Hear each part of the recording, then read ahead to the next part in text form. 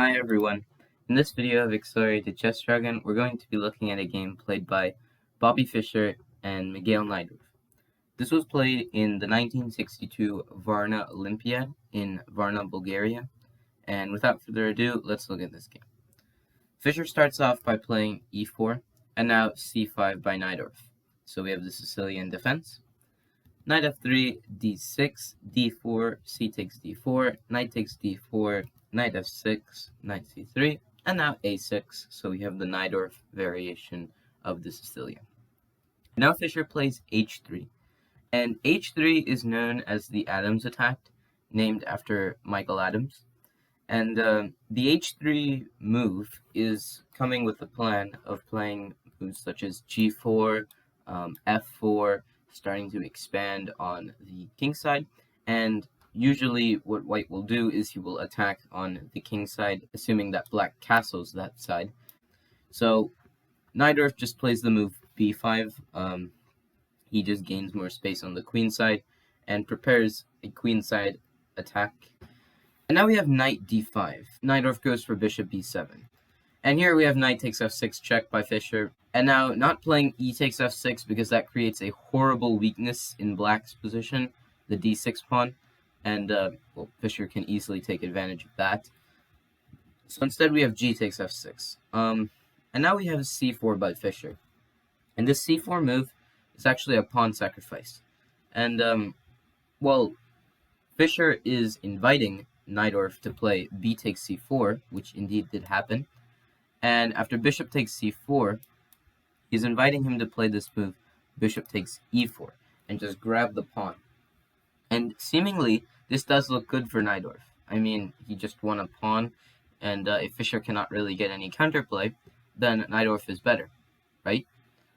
Well, yes, but now Fischer just castles. And the point of castling is now he's going to bring his rook to e1, and he's going to take advantage of Najdorf's weak development. So you have d5, rook e1. Of course, now if you capture this bishop, then there are ideas like rook takes e4.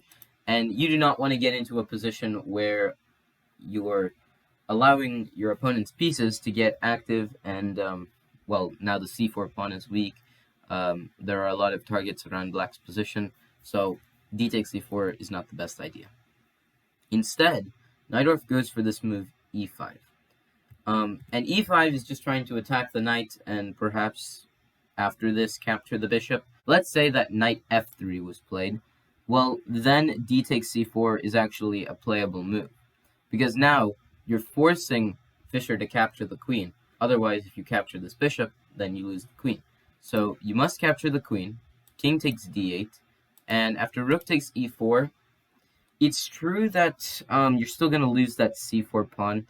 But the difference is that because you've gotten rid of the queens, there are less pieces on the board for Fischer to actually use in the attack, and hence black is not in as much danger as he is if he took on c4 immediately. So you must not move the knight. Instead, you must play queen a4 check. And after queen a4 check is played, this already gives a significant advantage for Fischer. So let's consider the options that Najdorf has. First of all, let's look at the obvious, knight or queen to d7. Let's first look at queen d7. If queen d7 is played, then this allows bishop to b5. And after bishop b5, Fischer is simply winning material. There's no way to block the attack, so you must capture the bishop, and hence you lose the rook.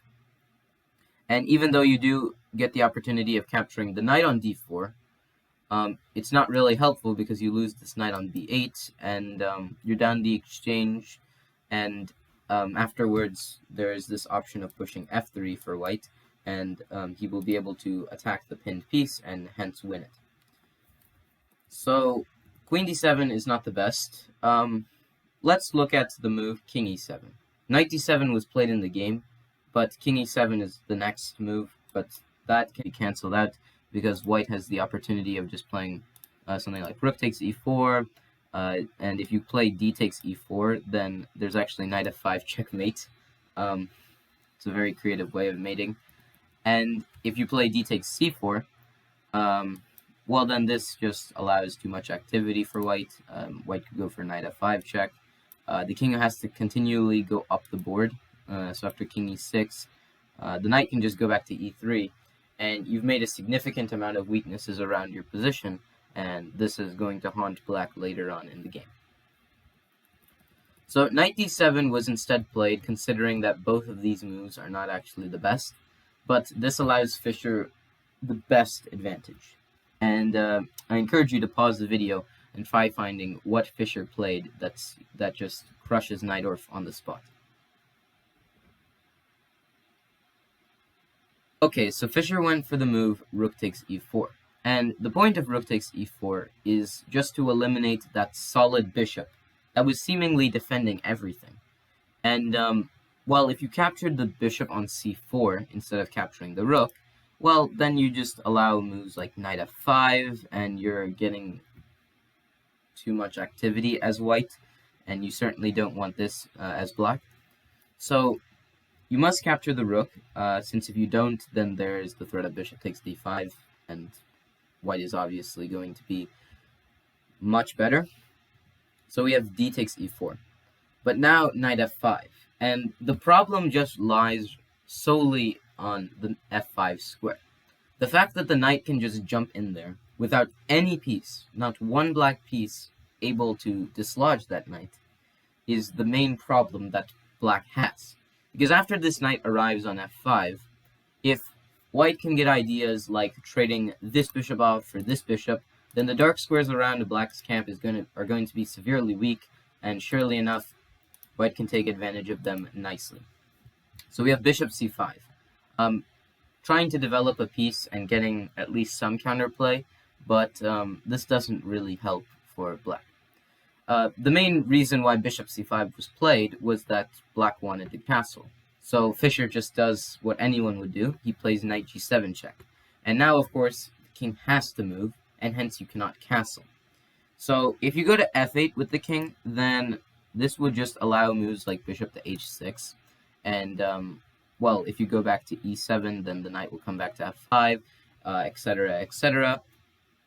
So you don't want bishop h6 to be played. And if you go for king g8, then this is very bad, because there's this knight h5 option. And let's assume that Najdorf played a move like rook b8. How would you punish the Polish chess player in this position? You can pause your video if you want.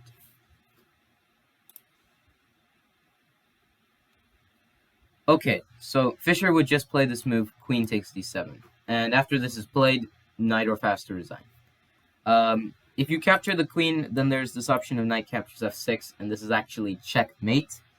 And if you don't capture the queen, and if you go for some attempt to get some counterplay with bishop f2, then no worries. White can just play king h1, and you have no counterplay whatsoever. There's also the threat of queen f7 checkmate, which black cannot really defend, so he must either lose to queen takes f7 mate or knight takes f6 checkmate. Hence, there's not really much that black can do if you go for king f8. So instead, we have king e7. And after knight f5 check, king e8, now Fischer continues with his plan, knowing that Najdorf can, of course, not castle. So bishop e3, trying to remove that c5 bishop, because it's simply one of the most powerful pieces in black's camp. And if Fischer can remove that, then essentially Najdorf is going to have a very hard time of defending. So we have bishop takes e3. If you go for something like bishop to e7 to try keeping more pieces on the board, then, like I mentioned, there are ideas like knight g7 check, king f8, and bishop h6, and this position just becomes a bit too ugly for black to play. Like, for instance, if you go king g8, there are options like even bishop f7, there's even options like knight e6, since you can't capture because bishop e6 is checkmate. So white has a lot of different options he can go for, and black not even having much counterplay is the main problem for him. So bishop takes e3, and now we have f takes e3. You could play knight takes e3, that is true, but Fischer wants to keep his knight on that significant f5 square, since if you do something like knight captures e3, it allows ways for black to consolidate with moves like queen b6, and well, now you can hide your king somewhere, you can play rook d8, all those sorts of moves. So of course you do not want that as Fischer. Instead, Fischer plays f takes e3, and he doesn't allow that counterplay. Now queen b6 is played, but now there's rook d1, and now not only is rook d1 played with the attack on the d7 knight, but it's also threatening moves like knight d6 check, picking up this f7 pawn. Right now there's also a threat of bishop takes f7, and followed by queen takes d7. That is definitely a strong move. So we have rook a7, just reinforcing the knight. And you might be wondering why Fischer didn't go for an option like bishop takes f7 check, stating that if you play king takes f7, then rook takes d7 check, and well, now your king is on the loose. Let's say rook takes d7, queen takes d7. You of course have to go to g6, since if you go to g8 or f8, then queen g7 queen e7, and then queen g7 will lead to checkmate. So king g6 would have to be played, and then you get the option of playing g4. I mean, how does black solve all of these problems? It's true. So bishop f7 is seemingly winning, but after bishop f7, black does not have to capture the bishop. In fact, he can just go king to d8. And after this, yes, white is still winning technically. Let's say queen takes e4. You have ideas of moves like rook d6, bishop e6 later on. That is true, but at the moment, those moves are not really the best. They do win, but they're not crushing. So instead, rook d6. Fischer does not mind whatsoever about the material, and he's just going straight on for the attack. We have queen d8. Since now if you go for an option like queen takes b2, then there actually is ideas like bishop f7, there are ideas like rook c6 to threaten rook c8, so queen takes b2 is not the best. Instead, queen d8, retreating to defend f6, but also trying to guard the knight as well. And here we have queen b3, just threatening bishop f7, and unfortunately for Najdorf, he cannot defend everything, and he must actually give up the f7 pawn. Because if he goes for rook f8, then unfortunately for him, there's this knight g7 check move. King has to go back to e7, and now you go queen a3. Queen b4 also works, but let's say queen a3. After queen a3, what exactly do you have here as black? I mean, white is threatening something like rook e6 checkmate, so you must move the queen, or rook to give... You must move the queen to give white a flight square, so let's say queen b8. Then you could simply just win the queen with something like rook to b6 check, but you could also just checkmate the black king with something like rook d3 check, king moves, queen takes f8 check, king moves because the knight is pinned, and then you can even just troll black by doing this, and then this is obviously a win. So it's not really clear what black has, and after queen c7, this allows bishop f7 check. The king moves to d8, now bishop e6. And actually, after this move was played, Najdorf resigned the game. He resigned because there's absolutely no way to really defend this knight without losing too much material. Of course, the immediate threat is rook takes d7 check, and you would have to take with the queen. And after bishop takes d7, you lose the queen, and hence you would have a queen and a knight against two rooks, which would obviously be winning for white. So let's look at a few candidate options that black has. The best move is actually queen takes d6 and giving up the queen, but let's look at a move such as queen c8, which seems to be defending everything when you think about it, because I mean, now the rook is defending the knight, and if you play bishop d7 or rook d7, it's not going to be much of a problem, since black can just take with the rook, right? Well, yes, but now queen b6 check. And now this is where all the problems start to come in. There's an attack on the rook, and now you can't defend the rook. You must give it up. If you play something like rook c7, then this allows tricks like rook takes d7 check, and hence you must give up the queen. Queen takes d7, bishop takes d7, king takes d7, and yet again we have two rooks against a queen versus a knight. So that won't work. Let's consider the move queen c7. Well, that also doesn't work because of the same idea, rook takes d7 check. And if you go to c8, then actually it'll be mate in 2 after rook takes c7 check, and after king d8, since there's a double check, queen b8 is checkmate.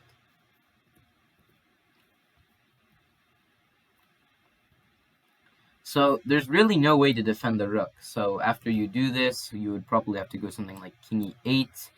But after queen takes a7, there's too much pressure on the knight. You're down a piece, and you're about to lose even more material as black. So this just wouldn't be good for Najdorf. Hence, after the move, bishop e6 was played. Miguel Najdorf resigned the game, and a very nice victory in 24 moves by Bobby Fischer. So I hope you all enjoyed the video, and if you have any suggestions or feedback for me, please let me know in the comments section, and stay tuned for more chess.